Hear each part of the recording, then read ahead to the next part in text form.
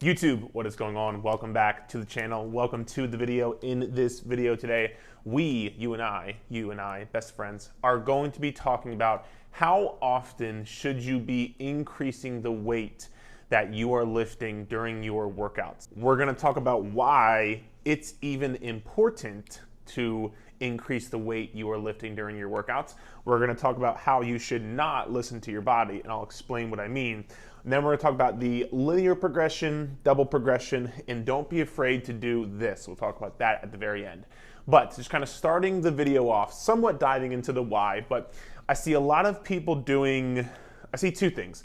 Number one, I see a lot of people doing random YouTube video workouts, random HIIT workouts, or just exercises they find off of Instagram or off of TikTok or wherever the case may be. And listen, that is certainly better than nothing, because that is exercising. There's nothing wrong with exercising. And again, it's absolutely better than nothing. But there is a difference between exercising and following a real training program. And oftentimes what I see with exercising is there's not much emphasis placed on getting stronger over a period of time, lifting more weight, doing more reps, whatever the case may be. And it's more just like, oh, I'll do this workout today. I'll do that machine today. I'll do this random person. I saw this person doing this on Instagram, and I'll make sure I do that in my next workout. And it's a lot of that, which again, isn't necessarily bad. It's just not the most optimal. So in this video today, we're gonna be talking about that first and foremost, where I can give you an exact plan of, when you should be increasing your weight, when you should be doing more reps or more sets or whatever the case may be. That's number one. Number two, I often find a stigma, not just amongst women, amongst men and women, but also, I would say primarily amongst women, that if they lift heavier weights, they are going to get big and bulky. And just very frank, very flat out, very honest, that could not be farther from the truth. If you want to get that lean, tone, defined physique that you are looking for, you absolutely should be looking to increase the weight you are lifting over a period of time. Safely, of course, which again, we'll talk about in this video, but you should be looking to increase the weight you're lifting over a period of time. You are not going to look like a big and bulky bodybuilder from going into the gym and lifting heavier weights, right? To look that way, you need a lot of food, a lot of years of training, and quite frankly, a lot of drugs. So do not be afraid of getting big and bulky because you're lifting heavier weights. That is just simply not true. So that is the two main things I want to touch on very quickly. Now, to encompass this entire thing right here, I didn't put it on the board, but first and foremost, all of this, what I'm going to talk about today, is predicated upon you having proper form in your exercises. That is the most important thing. If you do not have proper form, I don't need you increasing your weights yet, because you don't know how to do the movement. And then two things are going to happen. Number one, as you can probably already imagine, you're probably going to get injured, which if you get injured, you won't be able to work out. And if you can't work out, you're not going to be getting stronger or losing body fat, building muscle, whatever the case may be. So that's going to hinder progress. But I've often seen just the fear of getting injured is sometimes not enough for people to actually get their form right. So number two is you're going to see sub-maximal results. If you're doing a bicep curl and you're just increasing weight because of what we talked about here in this video, and you don't actually know how to do a bicep curl correctly, well then when you do the bicep curl and you increase the weight, you are not actually going to be using your bicep to do the bicep curl, right? Because you're gonna be swinging the movement, you're gonna be humping the air, which listen, if you wanna get better at humping with you and your partner, that's one thing, man. But if you're looking to work your bicep, you gotta have proper form. Same thing with a squat, same thing with a deadlift, whatever the case may be. So having proper form is going to make sure you see the best progress as humanly possible, which I think if you're spending your time working out, you probably want to see the most progress possible. So for those two reasons, please make sure that you have proper form to begin with. If you need help on that, I have some videos here on my YouTube channel. But either way, whether you got to go on Google, whether you work with a coach or a trainer, whether you study, research, go on YouTube, whatever the case may be, make sure first you need to realize for the eternity of your lifting career, form is more important than more weight. Because if you just keep adding weight and your form is shit, you are not going to get to where you want to be. So just keeping that in mind as we talk about all of this stuff right here. Okay? Okay, cool. Now, going into the why. like I said earlier, I think in this day and age, a lot of people are influenced by, like I said, YouTube video workouts, HIIT workouts, random TikTok and Instagram workouts, which again, I think net positive is better than nothing, right? Because people are getting up, moving, exercising, so on and so forth. But with that being said, I think there has been a move away from traditional results-driven strength training, weightlifting, which is two things. Number one is progressive overload, which if you don't know what progressive overload is, again, I wrote an entire article here. I wrote an entire article on my website. I'll link it here below. I go in depth on it in that article, but essentially what progressive overload is you're doing more over a period of time. So if you're lifting 10 pounds for 10 reps right now, in 6 months, you better be sure you're lifting more than 10 pounds for 10 reps, because if not, we're going to dive into the second point right here. If not, your body's not going to change. And why is that? And actually, very briefly, this is why I'm not jaded towards like HIIT workouts or YouTube video workouts, but they're just not the most efficient because they don't put an emphasis on progressive overload and they don't put an emphasis on taking time to get stronger. Like, people are just throwing random exercises together and like coming up with a random workout, which again, better than nothing, but it's by far in no way, shape, or form the most optimal. And I don't think people are understanding that just doing that is not going to get you the results that you want to see. If you want to optimize your results, you actually have to follow a real program. So that leads me to the next point, which is this is how your body changes the way you look, okay? Now, number one, when talking about fat loss, if that's your goal, which is totally fine, you should be looking to still increase the weight you're lifting, like I said earlier, if your goal is fat loss. But fat loss is taken care of through your nutrition. I'm not gonna touch on that because I've made plenty of videos on my YouTube channel talking about calorie deficit, nutrition for fat loss, all things encompassing that. So feel free to check out my channel on that. But the way your body changes when it comes to this, what we're talking about right here with workouts, with training, is there's a stress, recovery, adaptation. That cycle. You put a stress great enough on your body that your body has to recover from it, and then your body has to adapt to it, okay? That is how you change your body. Now, I just talked about progressive overload. If you first start lifting weights, and you lift 5 pounds for 10 reps, what happens? If you're brand new to lifting weights, your body says, oh man, like your body doesn't know whether it's 5-pound dumbbells or if it's a 5-pound rock in the street or whatever the case may be. Your muscles are dumb. Don't worry, my muscles are dumb too. We just know stress, right? So if you go into the gym and you lift 5 pounds for 10 reps, your body's gonna say, oh shit, that's a stress. We have to recover from that stress first and foremost, because it's almost like the fight or flight, right? You're putting a stress on your body. Your body's main goal is to keep you alive. That is the main goal of your body. The main purpose of your body is to keep you alive. Doesn't care if you want to build muscle, doesn't care if you want to get stronger. Your body's main goal is to keep you alive. So you put a stress on your body then has to recover from that stress first and foremost, which is why things like rest days, for example, are important. But your body recovers from that stress, and then it says, all right, we got to adapt. Because I know that, again, these 5-pound dumbbells for 10 reps, that was a massive stress on my body. So we have to make sure we adapt to that stress, so next time if we face said stress again, we will be prepared for it. And how it adapts is growing stronger, more defined muscles. That is the process right there. It's literally as simple as that. And that is what you need if you want to see change in your body.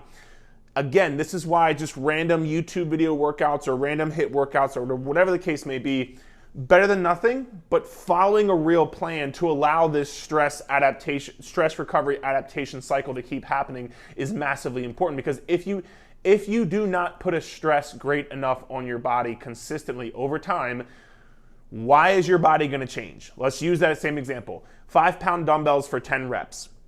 If you did 5-pound dumbbells for 10 reps and your body has adapted to it, if you go back and do 5-pound dumbbells for 10 reps again, what is your body going to say? Your body's going to say, all right, well, there's a stress being placed on us, but we've already recovered and we've already adapted to this, so it's not new to us.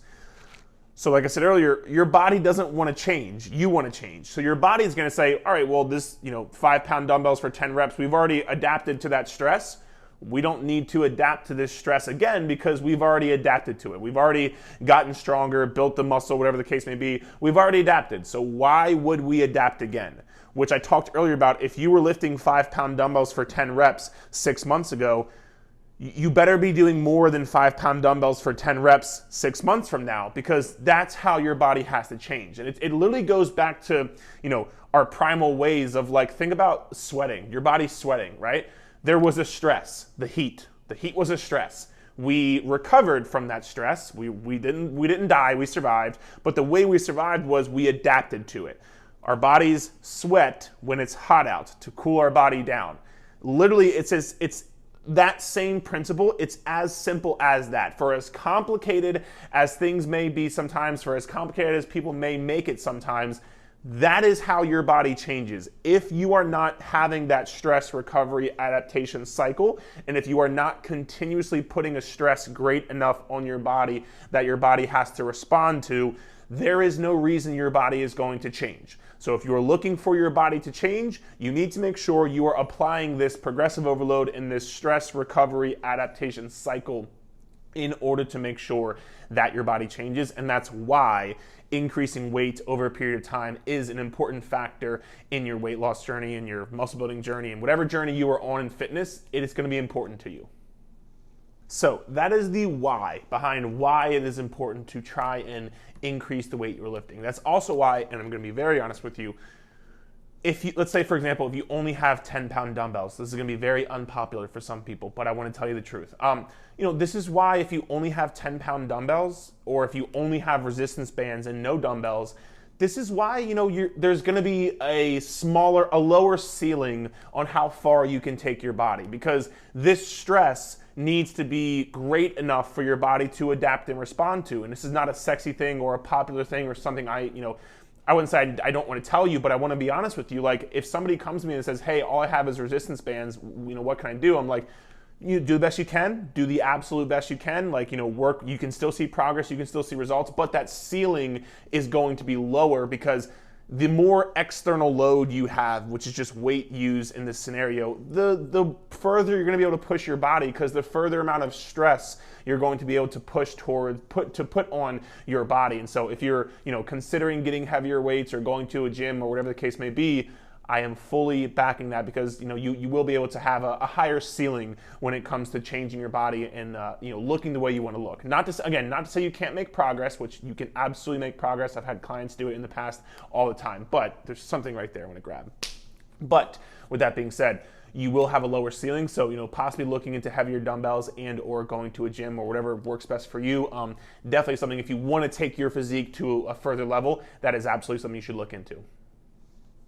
Now, we're going to talk about the next thing, which is going to be, don't listen to your body. And what I mean by this is, I don't mean, like, for example, we talked about form and technique earlier. I don't mean if your lower back is screaming at you during deadlifts or squats and it hurts super bad. I don't mean just push through it. No, that's stupid. If you're hurting yourself, that is not good. Please listen to your body. Yes. What I do mean though is, I talked up here about your body likes homeostasis. Your body does not want to change. Your body likes to stay, it likes homeostasis, which is just basically staying the exact same. Your body likes this because this is less work.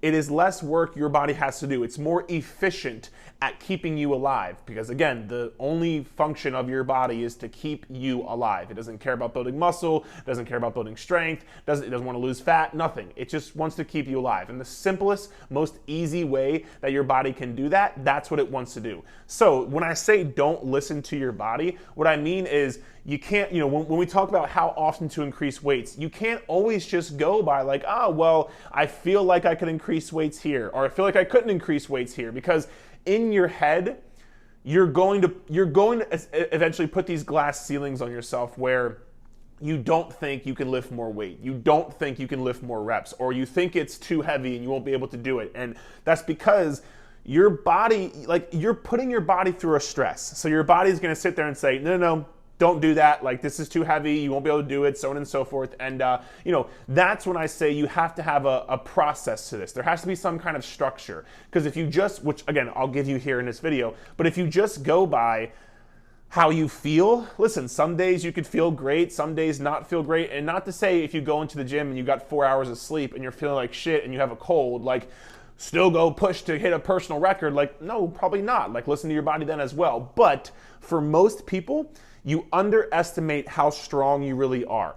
And your body is probably going to tell you don't do that, because your body doesn't want to go through this stress of changing your body, of building muscle, getting stronger, so on and so forth. So this is why you can't just always go based upon feel, because if you only go based upon feel and what feels right sometimes, you won't push outside of your comfort zone and you won't push those limits to create that stress that is great enough to induce an adaptation response. Sometimes you have to push, most times, you have to push outside of your comfort zone, and that's gonna be more so mentally. It'll be physically as well, because the weights will be heavier, but it'll be more so mentally than physically, because you're gonna have to push and say, you know what, no, I'm gonna try this, I'm gonna go for this. You know, again, do it safely, please. I'm not telling you to go try a bench press 1 rep max with no spotter and like drop it on your chest. No, I'm not saying that. But you know, whether it's 2.5 pounds or 5 pounds or 1 more rep, and again, we'll talk about that here in a second.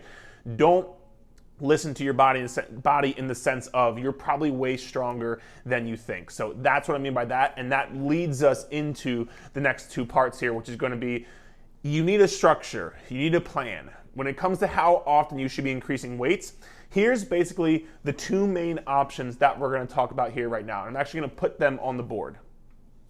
All right, so the first one we're going to touch on is linear progression, and it basically is exactly what it sounds like. In a linear fashion, you're trying to increase your weight week by week. Now, let's talk about what that might look like. Let's take a barbell deadlift, for example, just to use an example. Let's say you're doing week 1 is 100 pounds for 5 reps. That's what you're starting at, right?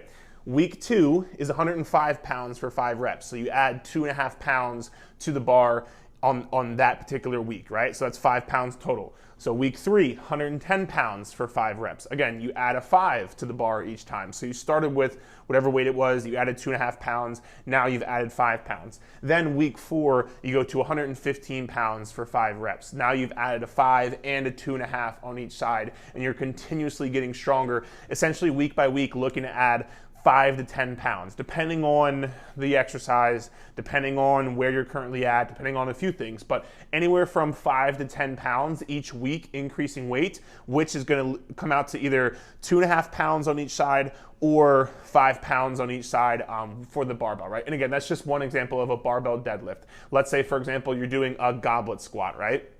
Let's say week 1, you're doing 10 pounds on a goblet squat. Week 2, you're doing 12.5 pounds on a goblet squat. Week 3, you're doing 15 pounds on a goblet squat. Week 4, you're doing 17.5 pounds on a goblet squat. Slowly but surely, week by week, you are increasing the weight you are lifting.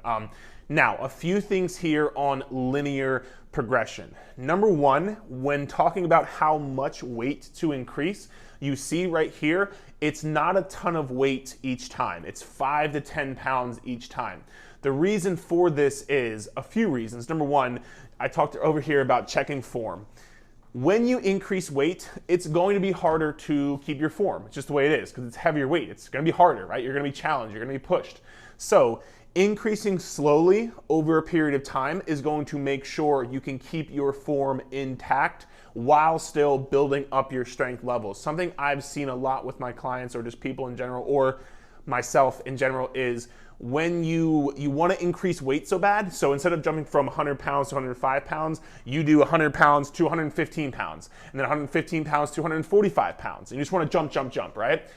And you might be able to do the movement, as in move the weight, but your form might suffer. And if your form suffers, well then eventually you're gonna hit this roadblock where you can't increase weight and or you get injured because your form is simply just not there. You haven't let your body build up to that weight yet because you increased weight too quickly. In the same way you don't want to lose weight very rapidly, because that would not be good, you're not looking to have these massive increases in strength very rapidly, because number one, like I just said, your form is going to suffer. And number two, we have to also remember, even if your muscles can take the brunt of the work, if they are getting stronger, you also have connective tissue in your body. You have tendons, you have ligaments, you have your joints. If you're increasing weight too quickly over a period of time, even if your muscles are adapting, your connective tissue, your joints, your tendons, ligaments, all those things have to adapt and catch up as well. And it's just the fact that over time, if you're lifting weight too quickly, if you're increasing weight too quickly, those things might not be able to be up to par with you in terms of increasing weight. So just keep that in mind as well when it comes to linear progression. Slowly but surely wins the race. This is not like a going from 135, 185, 225. This is a slowly but surely build. This is actually how I built my RDL, my Romanian deadlift. This is how I built my RDL from, I believe, 275 to about 425.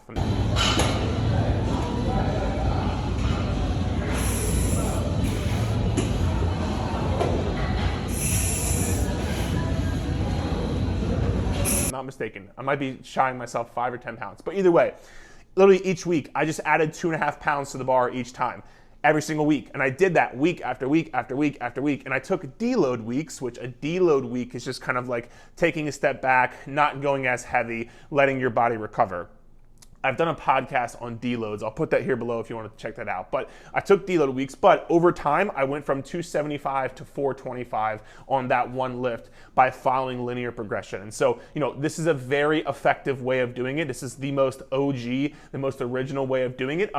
Two things here. Number one, it's better for compound lifts. Things like squats, deadlifts, RDLs, things like chin-ups, things like bench press, things like overhead press, your bigger, more compound movements. Because if you're going to a bicep curl, for example, if you do 10 pounds for a bicep curl on week 1, I don't think you're going to 15 pounds and then 20 pounds and then 25 pounds in 4 weeks, just because you'd be lifting 100-pound dumbbells, just curling it like it's nothing. And I've been in a gym for a long time, and I don't see that many people curling 100-pound dumbbells. And so that's not really realistic, and we'll talk about here with the double progression scheme. But it's better for compound lifts, and it's especially good for anybody, but it's especially good for novices, people who are newer to lifting. Again, making sure that your form is intact and you have good form.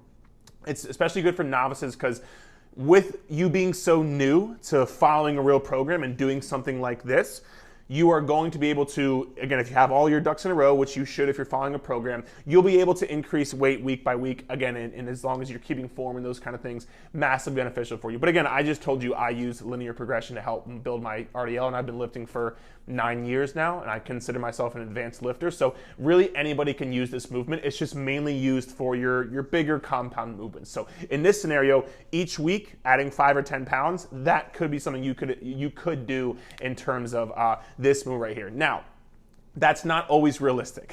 I wish it was, because if it was, we would all just be huge and we would all just be lifting cars and picking up buildings and trees and all these kind of things, right? But eventually at some point, the strength is going to tap out to where you can't necessarily put on 5 or 10 pounds to the bar each time.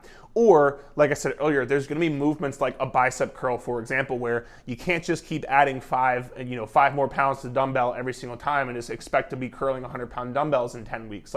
This stuff is going to take time, right? So this is where a double progression scheme comes into play. And I'm going to put this here on the board right now. Talking about double progression scheme now, as you can see, my red marker kind of gave out on me, so I switched to purple. Hope you don't mind. This double progression scheme I got from somebody very smart, much smarter than me. His name is Eric Helms, and he's from the Muscle and Strength Pyramids. If you want to learn more about all this stuff, the Muscle and Strength Pyramids I cannot recommend them enough. I'll put them here in the link. I'll put them here in the description below. So with that being said, double progression scheme is basically just, again, you can't just lift 5 more pounds every single week for the rest of your life. It's just not realistic. So this double progression scheme allows you to lift more weight over a period of time, but you do it through lifting more reps. And let me explain. So let's say you're doing a bicep curl, for example, or you could do a reverse lunge or whatever the case may be. Let's say you start with 3 sets. Your goal is 3 sets of 8 to 10 with 10 pounds.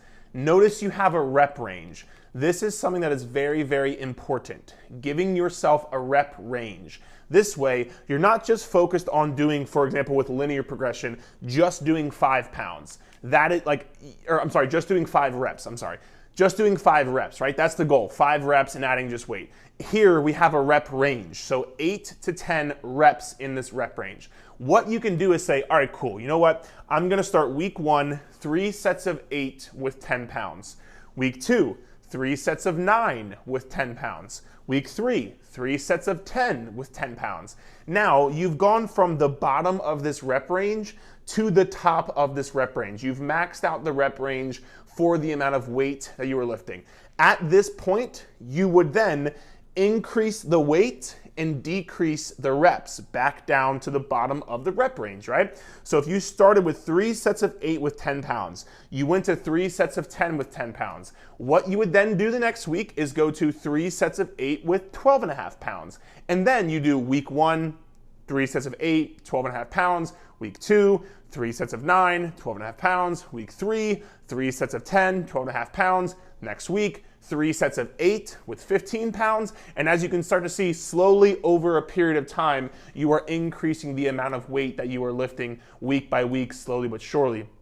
And again, this is such a massive thing you can do for any movement. You can do it for compound lifts. You can do it for things like reverse lunges, things like push-up, even things like push-ups, for example, even things like, chest press or shoulder press or tricep extensions or lateral raises or any single exercise. You can use this double progression scheme. And I am such a big fan of this because you don't have to just add 5 pounds to the bar every single time. This is a bit more, I don't want to say realistic, because again, I still use linear progressions with myself and my clients all the time, but it's a more realistic way of going about doing it because sometimes you won't be able to do that and you can add more reps as opposed to adding more weight. And again, you can allow yourself to get used to the weight you are lifting. Again, if you go from lifting 3 sets of 8 with 10 pounds to 3 sets of 10 with 10 pounds, you've gotten stronger with that weight. You've gotten accustomed to that weight, your joints, your tendons, your ligaments, your connective tissue.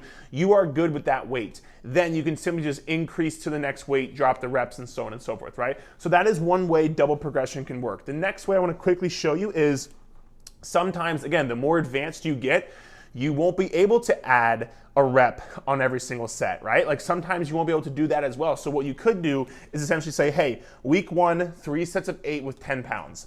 Week 2, 1 set of 9 with 10 pounds and 2 sets of 8 with 10 pounds. Week 3, 2 sets of 9 with 10 pounds and 1 set of 8 with 10 pounds. Week 4, then you go to 3 sets of 9 with 10 pounds. Each week, you only added 1 rep to 1 set, but again, over time, this can add up. And all of this right here is that form of progressive overload. You might think, well, it's only 1 rep on 1 set. How is that gonna do more for me? Well, over time, that 1 rep on 1 set is gonna add up. And this is where I don't want you to have unrealistic expectations. Like I said earlier, sometimes you'll go into the gym and you won't be even able to, add weight or do more reps or whatever the case may be. And that's normal just because some weeks you're not gonna have your best workouts and that's okay. But for the majority of the time, you can look to, at the very least, add 1 rep on 1 set with the same weight. If you do that and you continuously do that over a period of time, you are going to get stronger, you are going to build muscle, you are going to change your physique. And so, again, this is why I love double progression schemes so much, because it's so realistic, and almost every single time you go into the gym, again, this is why I like following a real program, you can beat what you did last time. And if you beat what you did last time, we talked earlier about the stress, recovery, adaptation. That cycle is gonna keep happening. You're gonna keep putting that stress on your body. You're gonna keep adapting, keep changing, keep getting stronger, all of the things that you want to get out of your workouts.